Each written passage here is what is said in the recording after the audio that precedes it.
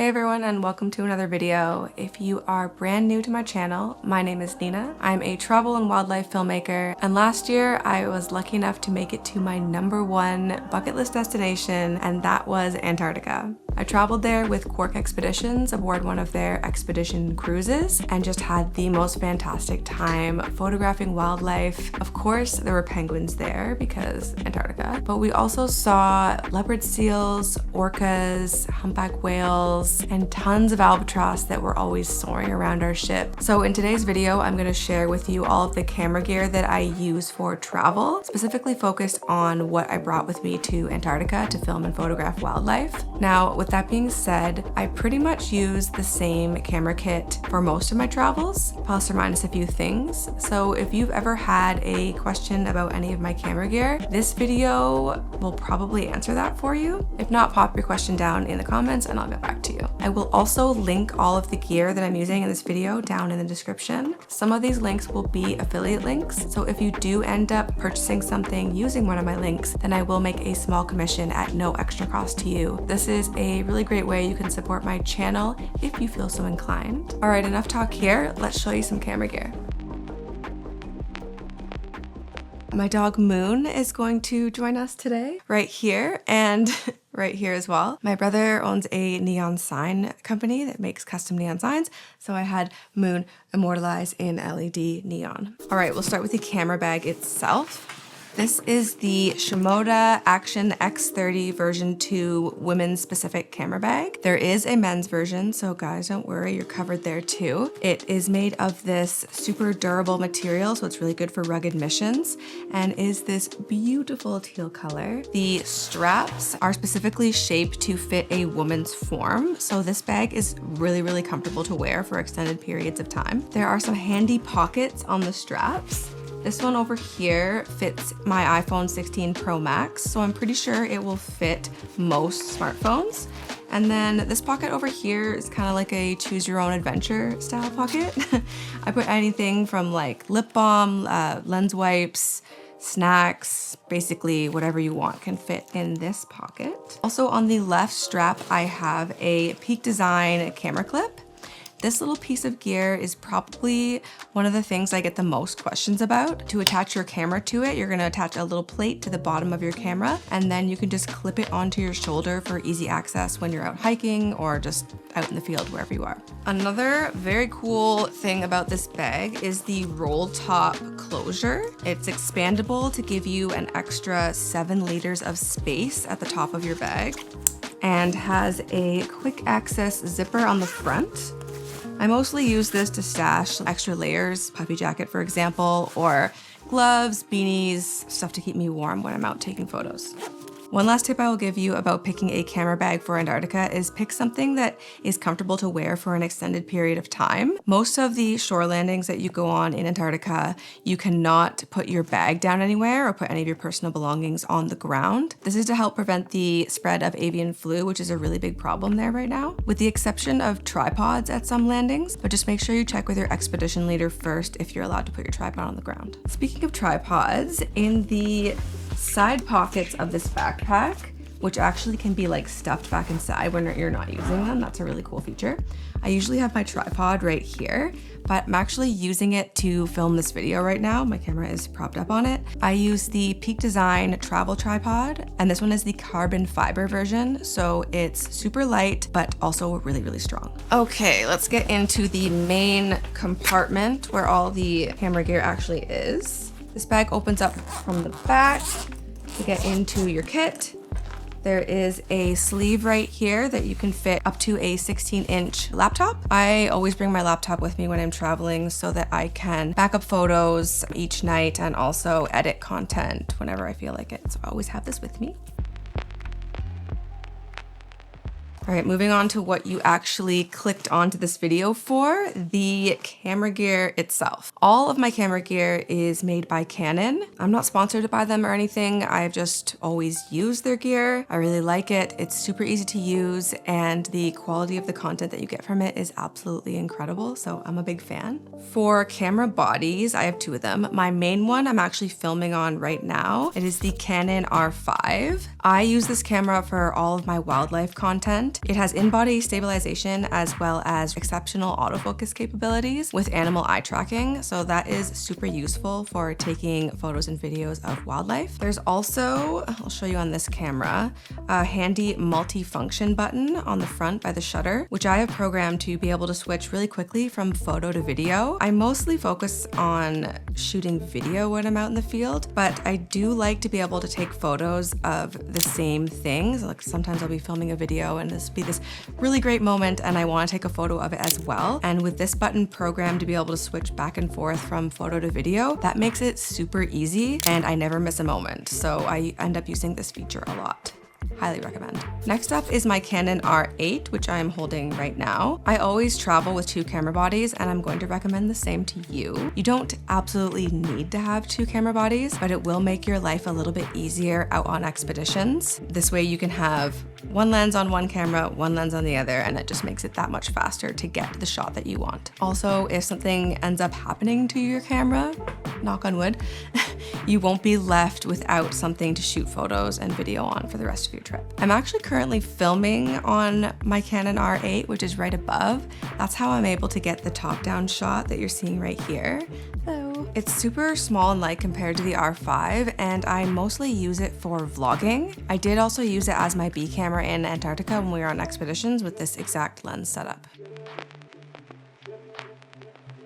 Speaking of lenses, I will start by saying that if you can only bring 2 lenses to Antarctica, I would bring something like this 24-105 and this 100-500 for wildlife. These are the 2 lenses that I used the very most when I was in Antarctica. The 24-105 will just give you a lot of versatility, so you'll be able to capture wider shots like on the 24 end and get some really nice compression as you zoom in on your subjects as well. I use this mostly for environmental portraits. You'll see a lot of the footage in my Antarctica video was filmed with this exact setup. My Canon 100-500 is my baby. This lens helped me fall in love with wildlife photography. It allows me to zoom in super close to the wildlife so I can get beautiful compressed images and videos without having to actually be close up to the wildlife. I was a little bit worried before I went that this 100-500 wouldn't be enough, like wouldn't get me a close enough view of the wildlife. I thought I might need something like a 600 or more, but honestly, in Antarctica, the wildlife is actually really close to you. You'll always be keeping a respectful distance from them. The expedition leaders will guide you and let you know how close you're actually allowed to get to them. But in my experience, I found that the wildlife there is actually really curious about humans. They're not afraid of you. So a lot of the time, the penguins will come up right close to our boat or waddle right in front of us as we're walking along the paths. So you have to stop and like let them cross. So having the 100-500 was more than enough for most cases. And something like the 24-105, I used a lot so I could get some wider shots as well. Those are the 2 lenses that I used the most in Antarctica, but I did actually bring 4 lenses. I know that may seem a little bit extra, but I just wanted to have all of my bases covered. How could I not bring this super tiny, cute little 16mm 2.8 by Canon? It is the cutest, smallest lens in my kit, and it's also one of the most affordable as well. I think it's under 500 Canadian, and I use this mainly for vlogging. When I pair it with the R8, it just makes a very cute, small, high quality vlogging setup that I don't mind bringing with me pretty much everywhere I go. I also brought the lens that I'm filming on right now, which is another wide angle, a 15-35mm 2.8. I use this lens for all of my talking head videos, so like what you're watching right now, it is an excellent quality lens. It's just a bit on the heavy side, I feel, for vlogging. That's what I bought it for originally, but now I just use this cute little 16mm 2.8.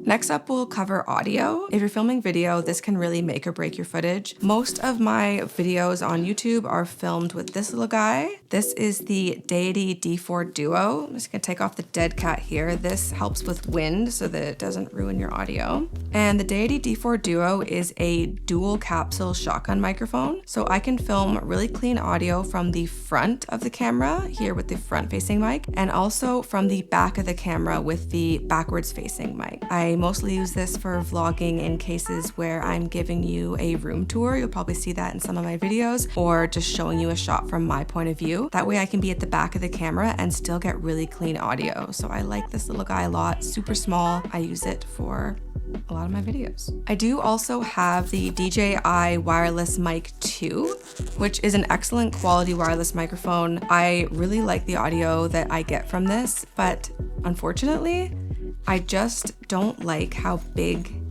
and bulky it is when it's sitting on my clothing. It also has some flashing lights when it's turned on that are not really ideal. I don't like how that looks in my footage. So I really don't end up using this microphone a lot when I'm out and about. What I do use it for is my voiceovers. So if you've watched any of my videos, you'll probably hear that I do a lot of voiceovers, and this, I can do a voiceover pretty much anywhere I am, which is really great, and it sounds good. So I still bring it with me even though I don't use it out for like vlogging and stuff. Okay, now I have one very important tip to give you that is audio related for Antarctica. When you're filming wildlife, I highly recommend putting a microphone on top of your wildlife camera. That way you're going to be able to hear all of the sounds that the beautiful wildlife make, and like icebergs calving, and just the soundscape that is in Antarctica that is just amazing. I did not do this. This was a huge mistake. I missed out on all the sounds the penguins make, the whales, all sorts of stuff like that. I ended up having to go and download stock audio footage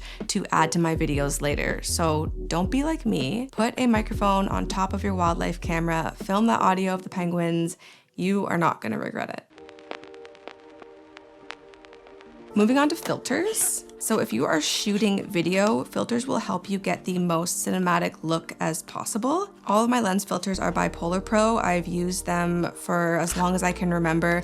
Also worked with them a couple times. They're just a great brand and I love their products so much. The main one I use is the variable ND filter. A variable ND is like sunglasses for your camera. This allows you to keep a very specific shutter speed while filming in a really bright environment. So like really harsh light or something like that. I use this for all my vlogging footage as well as my wildlife footage when I'm shooting in harsh daylight, like in the middle of the day. I also have one on my camera right now, on this camera up here. These filters are pretty much always on my lenses. I also love me a mist filter. If you don't know what a mist filter does, it diffuses light and gives you a really dreamy look to your footage. For example, the ND filter that I'm filming on also has a mist filter. So you might see that the highlights are like really dreamy and my skin tone is soft. That's what these filters do, and I love them.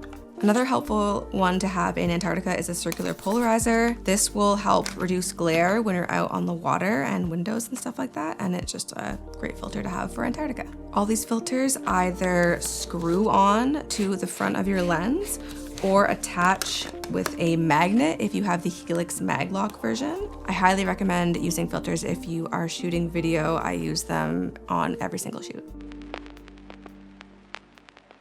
Last but not least, I have all of my accessories here in this little pouch. And in here, I will keep spare batteries, battery chargers, a lens cleaning cloth, extra hard drives, and also extra memory cards. I have 2 batteries for each one of my cameras, and for Antarctica, I found that that was more than enough. You do get on and off the ship a couple times a day, so you have extra time to charge up your batteries in between expeditions if you really need to. If you do have more batteries, it can't hurt to bring more. I've just always found that 2 for each camera works for me. Okay, so I think I've covered everything that I brought with me to Antarctica, but with all of that being said, if you don't have a professional setup like this, you really don't need one. The cameras in smartphones these days are actually so impressive. I got a lot of footage with my iPhone that I love and will use. So if you don't have a professional camera gear setup, don't worry, an iPhone or similar will probably capture amazing footage and images for you. If you have any questions about the gear that I showed you today or just camera gear in general, feel free to drop them in the comments. I get back to everybody. And if you found that you got some value from this video, please hit that like button and subscribe to my channel. Those little things make a big difference here for me on YouTube, so I appreciate you. And as always, thank you so much for watching. We'll see you in the next one.